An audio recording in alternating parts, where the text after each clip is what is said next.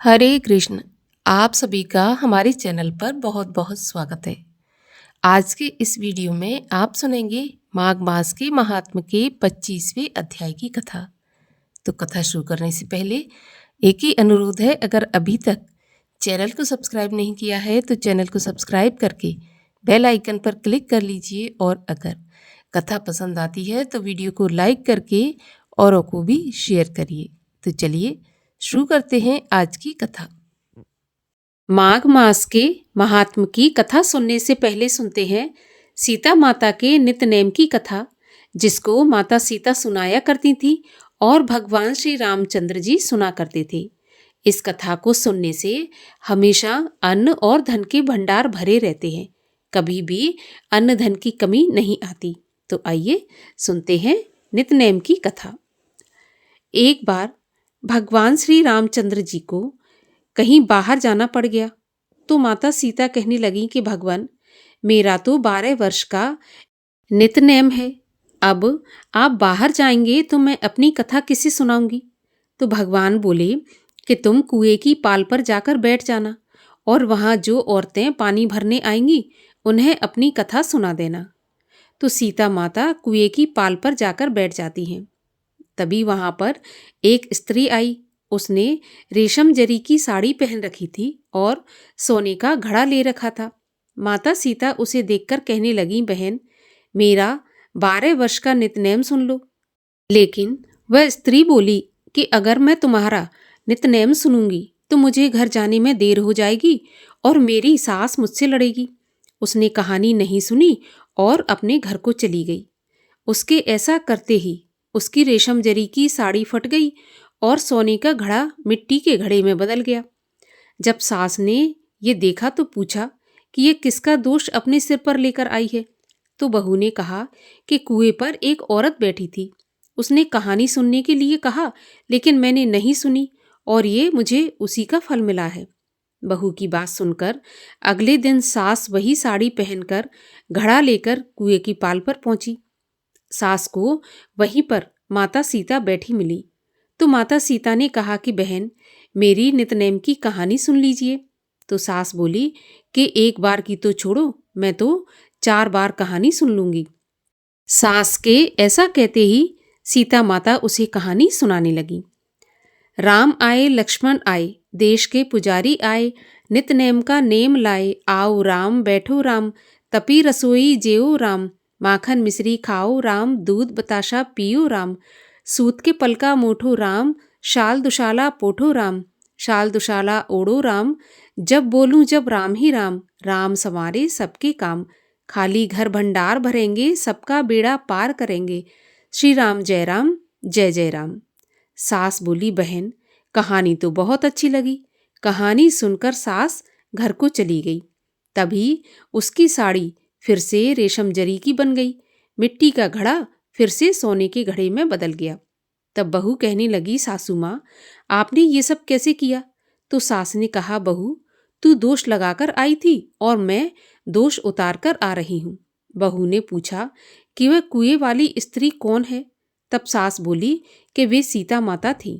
वे पुराने से नया कर देती हैं, खाली घर में भंडार भर देती हैं, लक्ष्मी जी का वास घर में कर देती हैं, आदमी की जो भी इच्छा हो उसे पूरा करती हैं। तो बहू बोली कि ऐसी कहानी मुझे भी सुना दो। तो सास बोली, ठीक है, तुम भी सुनो। और सास ने कहानी कहनी शुरू की। राम आए लक्ष्मण आए, देश के पुजारी आए, नित नेम का नेम लाए, आओ राम बैठो राम, तपी रसोई जेओ राम, माखन मिश्री खाओ राम, दूध बताशा पियो राम, सूत के पलका मोठो राम, शाल दुशाला पोठो राम, शाल दुशाला ओढ़ो राम, जब बोलूं जब राम ही राम, राम संवारे सबके काम, खाली घर भंडार भरेंगे, सबका बेड़ा पार करेंगे, श्री राम जय जय राम। कहानी सुनकर बहू बोली कि कहानी तो बहुत अच्छी है। तो सास ने कहा कि ठीक है, इस कहानी को अब हम रोज कहा करेंगे। अब तो सास बहू रोज सवेरे उठती, नहाती धोती और पूजा करने के बाद नितनेम की सीता जी की कहानी कहती। एक दिन उनके यहाँ एक पड़ोस की औरत आई और बोली कि बहन, जरा सी आँच देना। तो वह बोली कि आँच तो अभी हमने जलाई ही नहीं। तो पड़ोसन कहने लगी कि तो फिर सुबह 4 बजे से उठकर तुम लोग क्या कर रही हो? तो उन्होंने कहा कि सुबह उठकर हम पूजा करते हैं, फिर सीता माता की नित नेम की कहानी कहते हैं। तो पड़ोसन उनकी बात सुनकर बोली कि माता सीता की कहानी कहने से तुम्हें क्या मिला? तो वे बोली, इनकी कहानी कहने से घर में भंडार भर जाते हैं, सारे काम सिद्ध होते हैं, मन की इच्छा भी पूरी होती है।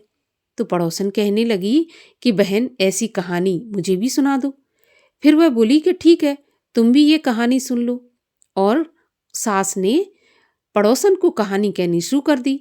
राम आए लक्ष्मण आए, देश के पुजारी आए, नित नेम का नेम लाए, आओ राम बैठो राम। इस प्रकार से पूरी कहानी पड़ोसन को सुना दी। सारी कहानी सुनने के बाद पड़ोसन कहने लगी, बहन कहानी तो मुझे बहुत अच्छी लगी। अब वह पड़ोसन भी नित नेम सीता माता की कहानी कहने लगी। कहानी कहने से सीता माता ने पड़ोसन के भी भंडार भर दिए। अब तो पूरे मोहल्ले में नितनेम की कथा चल पड़ी। हर किसी की मनोकामना पूरी होने लगी। हे सीता माता, जैसे आपने उनके भंडार भरे, वैसे ही आप हमारे भी भंडार भरना। जो ये कहानी कहे या सुने, उनके भी भंडार हमेशा भरे रखना। बोलिए सीता माता की जय। और अब सुनिए माघ मास के महात्म के 25वें अध्याय की कथा, जिसमें एक केरल देशीय वेद पाठी ब्राह्मण के राक्षस होने की कथा का वर्णन किया गया है। राक्षस बोला, हे महामुनि, केरल देश के ब्राह्मण की मुक्ति होने का वृत्तांत कृपा करके मुझसे कहिए।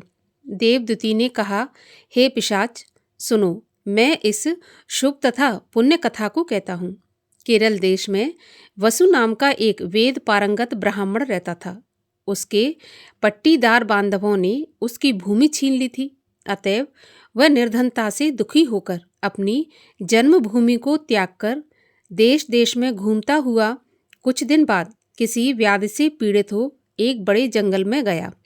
तीर्थ इत्यादि में चलने के कारण थका हुआ, क्षुधा से पीड़ित वह विंध्याचल पर्वत पर दुर्भिक्ष के कारण मृत्यु को प्राप्त हो गया।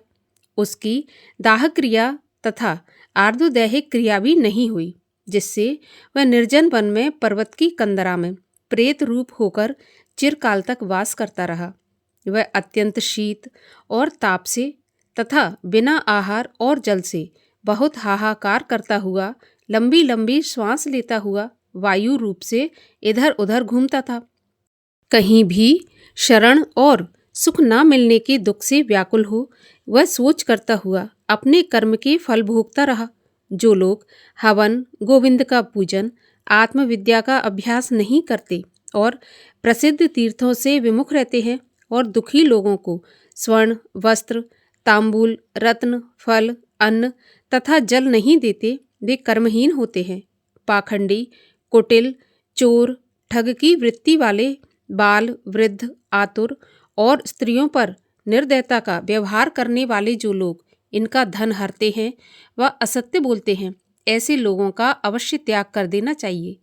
आग लगाने वाले, विष देने वाले, झूठी गवाही देने वाले, वैश्यागामी, ग्रामवासियों को यज्ञ कराने वाले, पिता, माता, बहन, संतान, अपनी स्त्री, स्वामी और शरणागत का त्याग करने वाले, लोभी, नास्तिक, दूसरों के गुरु, देवता, वेद और धर्म की निंदा करने वाले, बड़े तीर्थों में या बुरा प्रतिग्रह अर्थात दान लेने वाले, गाय तथा भूमि को चुराने वाले, दूसरों से द्रोह तथा प्राणियों की हिंसा करने वाले लोगों के लिए संसार में बारंबार जन्म लेने से कोटि कोटि योनियों में दुखदायी फल मिलते हैं।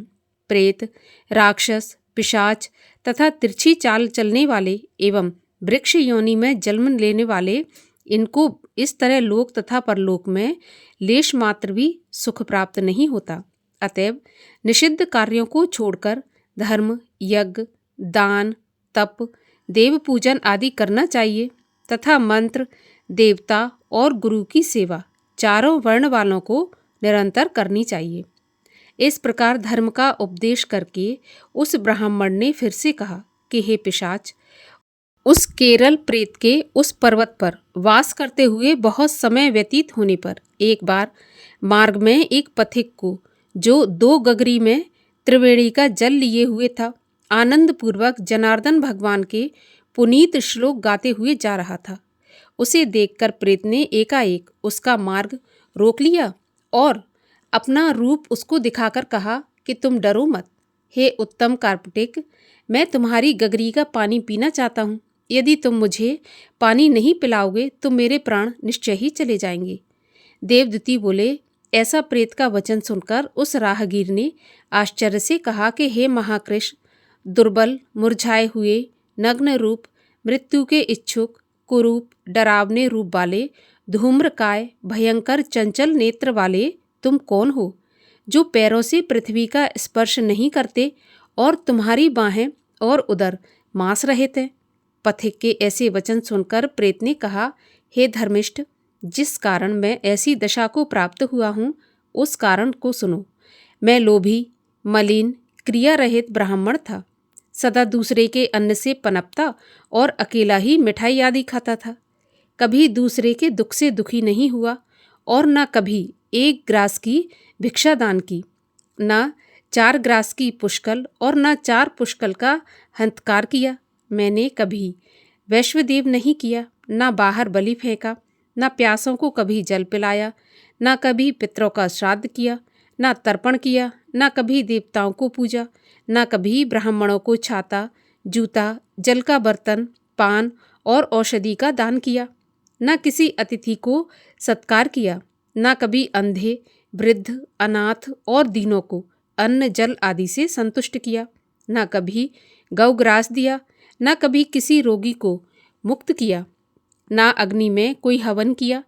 मेरे समान तिल का दान लेने वाला भी संसार में दूसरा कोई नहीं होगा। व्यातिपात में स्वर्ण दान, संक्रांति तथा सूर्य और चंद्र ग्रहण में कुछ दान नहीं किया। दूसरे सभी पर्वों में, कार्तिक मास की मुख्य तिथियों में, पितृपक्ष तथा माघ आदि में, मनवादी तिथियों में ब्राह्मणों की संतुष्टि के लिए कुछ भी दान नहीं किया। कार्तिक में मैंने तिल के तेल सहित दीपदान भी नहीं किया। माघ मास में मैंने रूप, सौभाग्य तथा कामना का देने वाला स्नान भी नहीं किया। पौष और माघ में स्नान करने वालों को जाड़ा लगने पर तापने के निमित्त लकड़ी आदि देकर उनको अग्नि से कभी नहीं तपाया, न कभी शीत से ठिठुरते लोगों को वस्त्र आदि दिए, न वैशाख इत्यादि महीनों में किसी को ठंडा जल पिलाया, न पीपल तथा बरगद के पेड़ लगाए, न कभी किसी प्राणी को बंधन से छुड़ाया और न कभी मृत्यु से डरने वाले किसी शरणागत की रक्षा की, न कभी 3 रात तक एकादशी का उपवास करके मधुसूदन भगवान को तृप्त किया। हे द्विज, न मैंने कभी कृच्छ, अति कृच्छ, तप्त कृच्छ और शांतपन, पुण्य तथा चंद्रायण व्रतों से अपने शरीर को कृश किया, जिनको इंद्र आदि देवताओं ने किया था। हे ब्राह्मण, देखो, मेरे पूर्व जन्म के बड़े बड़े क्रूर कर्मों के कारण ही इस जन्म में मेरी ये ज्ञान रहित विचित्र गति हुई है। इस पर्वत पर भेड़िया तथा व्याघ्र से मारे हुए पशुओं के मांस आदि पड़े हैं। तोते इत्यादि के खाए गए फल, नाना प्रकार के सुंदर सुगंधित रस भरे मुलायम एवं मीठे खाने योग्य बहुतेरे फल तथा फूल भी हैं। सर्वत्र स्रोत और झरने आदि के मधुर जल भी हैं। जो सब पदार्थ सहज ही में इस पर्वत पर मिल जाते हैं, परंतु देव की इच्छा न होने के कारण मैं कुछ भी नहीं खा सकता। सर्प की तरह केवल हवा पीकर ही जीता हूँ। बल, बुद्धि, मंत्र, पुरुषार्थ, विक्रम, सहायता आदि कर्मों से मनुष्य सर्वदा अलभ्य वस्तु को प्राप्त नहीं करता। लाभ, हानि, सुख, दुख, विवाह, मृत्यु, जीवन, भोग, रोग तथा वियोग में केवल भाग्य ही कारण होता है। कुरूप, कुलहीन, मूर्ख, कुकर्मी, निंदित, शूर, पराक्रमहीन, काने, लूले, गंजे, रोगी, नीतिहीन, निर्गुण तथा नपुंसक मनुष्य भाग्य से ही राज्य पर बैठते हैं। जिन्होंने तिल, गाय, स्वर्ण, वस्त्र, घर, 8 वर्ष की कन्या, पृथ्वी, शैया, आसन, तांबूल, मंदिर, धन, भोजन सामग्री, चंदन तथा अगर आदि का दान किया है। वन मार्ग में पर्वत के अगले भाग में ग्राम अथवा नगर में ऐसे भाग्यशाली पुरुषों के भोग यत्नपूर्वक आगे आगे आते हैं। इस पर्वत पर और भी बड़े बड़े बलवान पिशाच, पिशाची तथा भयंकर राक्षस हैं, जिनमें से कभी कोई कहीं पर वन में घूमते हुए अपने कर्म के अनुसार अन्न जल प्राप्त करते हैं। ऐसा सुनकर आपको भय न होना चाहिए, क्योंकि आप वैष्णव भक्त हो। धर्मिष्ठ लोगों की पवित्रता ही उनकी रक्षा करती है। उनको कोई पीड़ा नहीं दे सकता। ग्रह, नक्षत्र तथा देवता लोग पवित्रता की सर्वदा रक्षा करते हैं।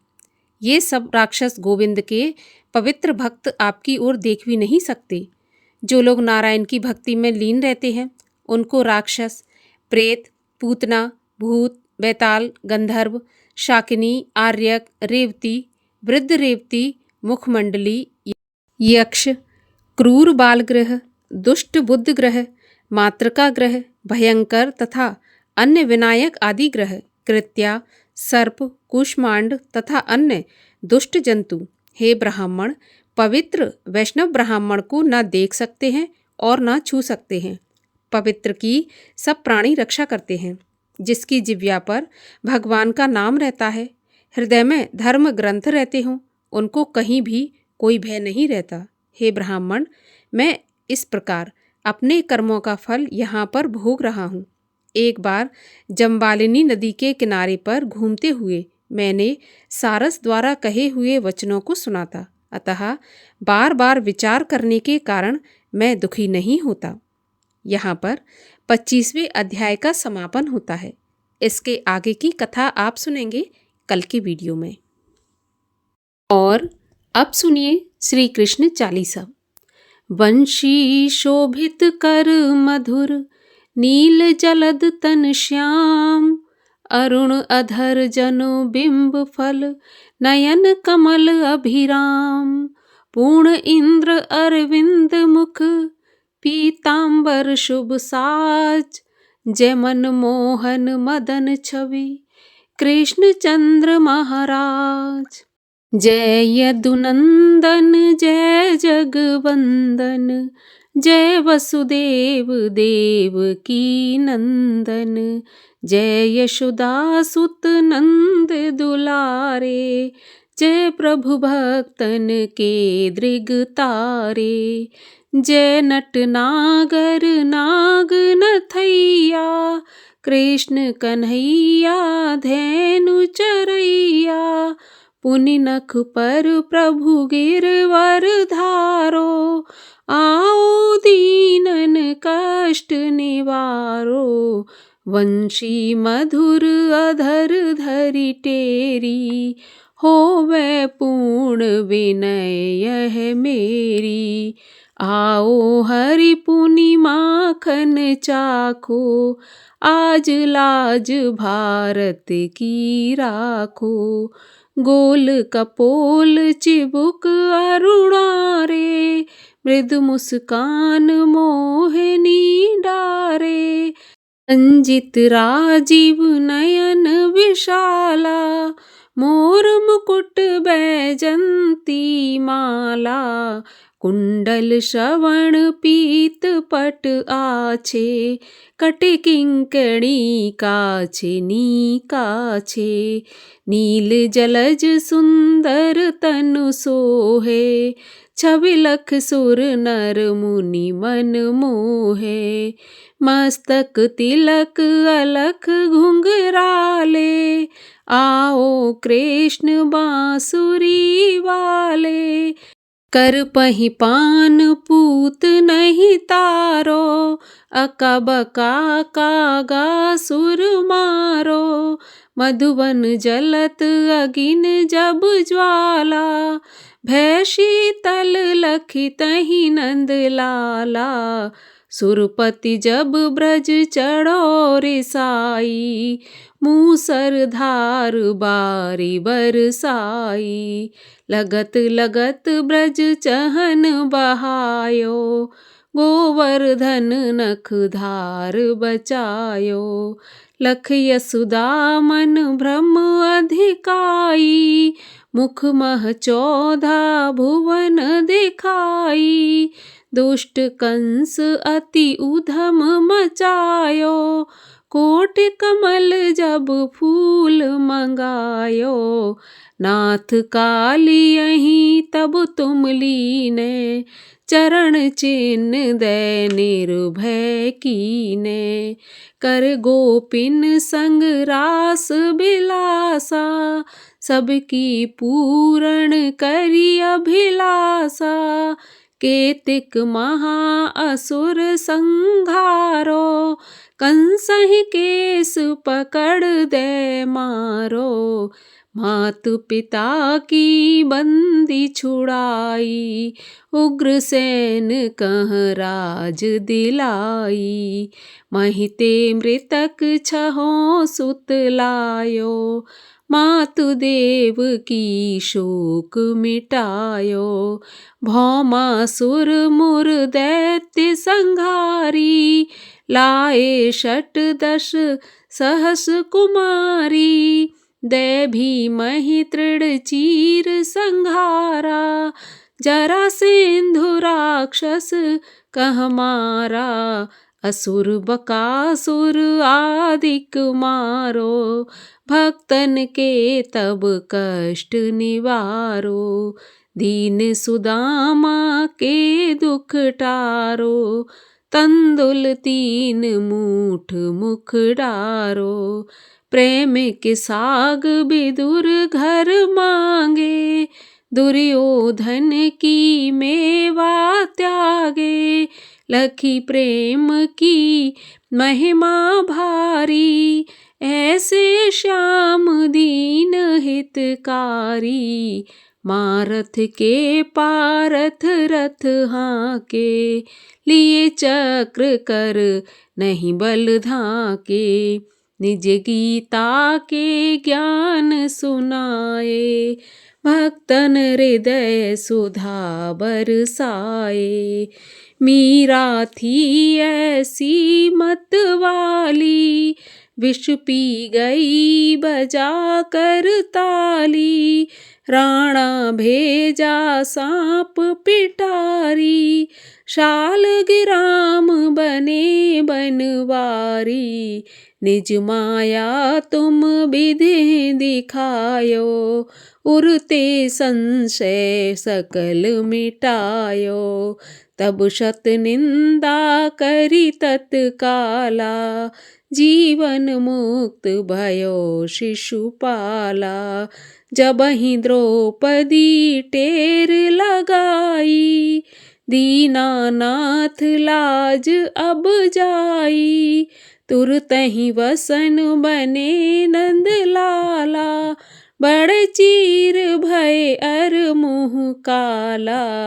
अस अनाथ के नाथ कन्हैया, डूबत भंवर बचावत नैया। सुंदर दास आस उरधारी, दया दृष्ट की जय बनवारी। नाथ सकल मम कुमति निवारो, क्षमहु वेग अपराध हमारो। खोलो पट अब दर्शन दीजै, बोलो कृष्ण कन्हैया की जय। यह 40 कृष्ण का पाठ करे उरधार, अष्ट सिद्ध नवनिध फल लहे पदारथ 4। ओम जय श्री कृष्ण हरे प्रभु जय श्री कृष्ण हरे। भक्तन के दुख सारे पल में दूर करे। ओम जय श्री कृष्ण हरे। परमानंद मुरारी मोहन गिरधारी, जय रस रास बिहारी, जय जय गिरधारी। ओम जय श्री कृष्ण हरे। कर कंकन कटी सोहत कानन में बाला, मोर मुकुट पीतांबर सोहे वनमाला। ओम जय श्री कृष्ण हरे। दीन सुदामा तारे, दरिद्रों के दुख टारे। गज के फंद छुड़ाए, भवसागर तारे। ओम जय श्री कृष्ण हरे। हिरण्यकश्यप संहारे, नरसिंह रूप धरे। पाहन से प्रभु प्रगटे, जम के बीच परे। ओम जय श्री कृष्ण हरे। केशी कंस विदारे, नलकूबर तारे। दामोदर छवि सुंदर, भगवन के प्यारे। ओम जय श्री कृष्ण हरे। काली नाग नथैया, नटवर छवि सोहे। फन फन नाचा करते, नागन मन मोहे। ओम जय श्री कृष्ण हरे। राज्य उग्रसेन पाए, माता शोक हरे। द्रुपद सुता पत राखी, करुणा लाज भरे। ओम जय श्री कृष्ण हरे। बोलिए श्री कृष्ण भगवान की जय।